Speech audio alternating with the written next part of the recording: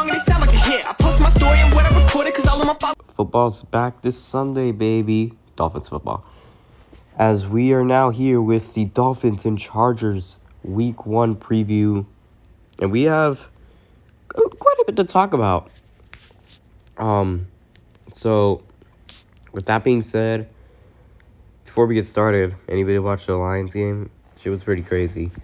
Upset the Chiefs on Thursday Night Football, so it's been a crazy Week 1 already. So, who knows what Sunday will be like. But with that being said, the Dolphins, who went 9-8 last season, will play the LA Chargers, who also went 10-7 last week. Both teams were first-round exits, and the health of Tua Tagovailoa is going to be the biggest storyline of our 2023 season. But, you know, the quarterback will likely be is going to be without his top blocker this Sunday, without Teron Armstead, which he's on track to sit out. And, you know, this is a bad for us because we really need him. He hasn't practiced in almost a month after the injury, but he should return in a couple, maybe possibly week 2. He does have a history of playing through injuries. We've seen it. I think he'll come back soon.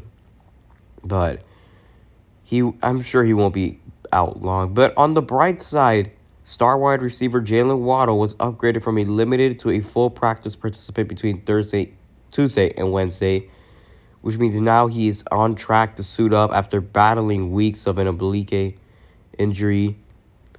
So now, you know, Jalen Waddle, he's set. He's pretty much set to go for Week 1. Teron Armstead, unfortunately, is not.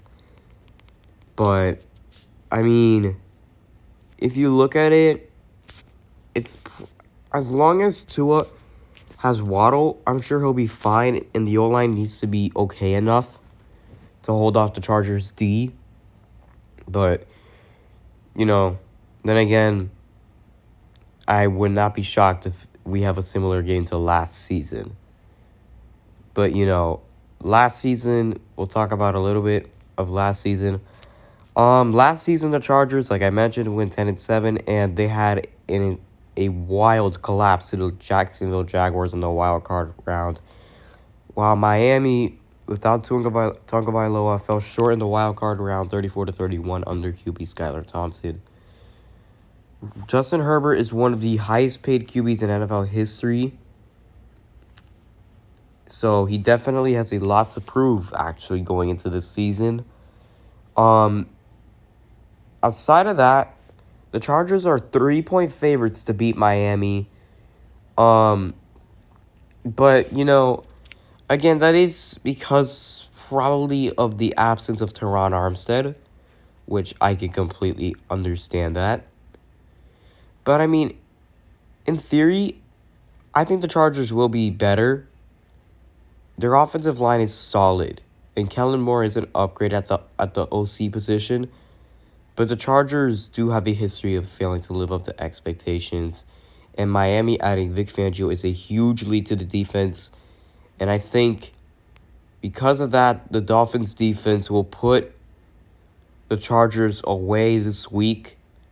I do think Tua will play well, but I think it'll be the defense that takes over, puts the pressure on Herbert, forces a turnover, and beating the LA Chargers 24-21 to start off the season 1-0. Let's go Dolphins, baby. With that being said, thank you guys for watching. I know this one was kind of short. It's the first time I'm doing a preview in a long time for Dolphins games. Obviously, this is going to be the schedule going forward.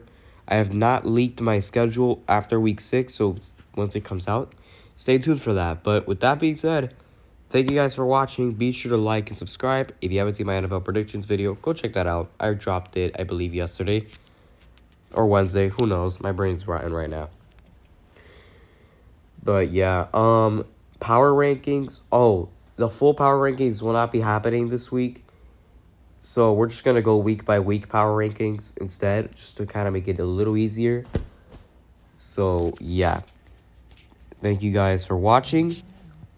Hopefully, we can get a win this week to start off 1-0. Oh, man. And see you guys in the next video. Peace out.